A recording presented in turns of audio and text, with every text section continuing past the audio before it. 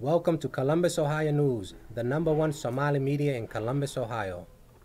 Annual Somali Youth Diaspora Conference. I have with me here Sarah Osman, who's currently a student at Ohio State University. Sarah, we greatly appreciate you being here. Thank you for letting me be here. Sure. You spoke about women leadership, and currently Somalia is in the process of establishing many institutions.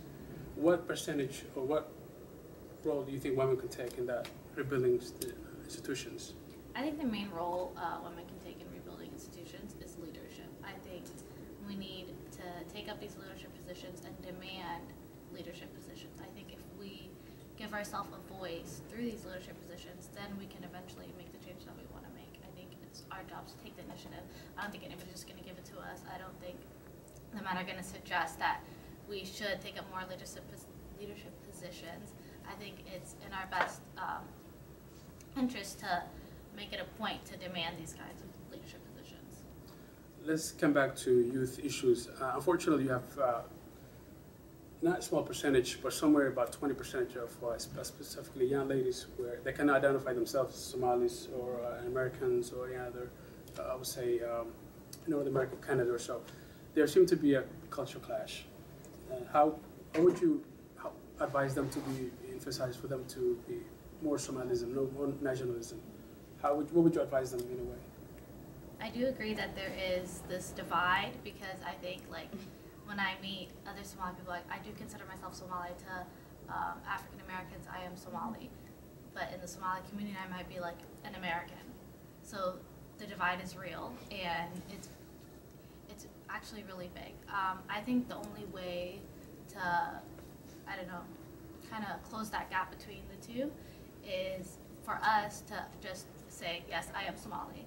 I might have been born in America or born in another country besides Somalia, but I am the diaspora, but still, I am Somalia. Yes. Unfortunately, there are 130 million children who don't have a primary education, and 2/3 of that are young ladies, females. I'm sure today in Somalia, those numbers reflect on Somali education. What would you advise to Somali's leadership, especially the educational side of it? What would you advise them to do because this is really a scary number, yeah, unfortunately. I do agree that it is a very terrifying number. I would advise that we promote more education, we fund more organizations, maybe micro loans, private loans, public loans, to promote education, because at the end of the day, education lowers poverty, education brings more money into the country. There's currently a campaign going on in Somalia to put 1 million Somali students back into primary and secondary education schools.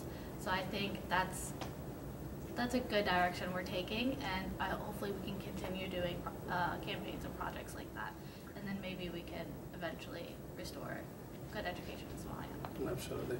Now, what is your message for Somalis, youth Somalis, especially the young ladies, when it comes to education? Now, here I'm brought back home. I am the diaspora. I am Somalia. I'm a Somali woman. I think my biggest message to Somali women and women in the diaspora and women in Somalia would be basically to educate yourself, because at the end of the day, like, we only have ourselves, and what are we going to teach our children? We are more than just somebody's wife and somebody's mother. We are women. We are intelligent, and we are the future of Somalia. And we need to put that in our heads now and instill those values in ourselves, and believe that if we educate ourselves, we can do so much more than we were born to do. Sarah, I appreciate your time. Thank you very much. This is Fahn with SomaliNews.com.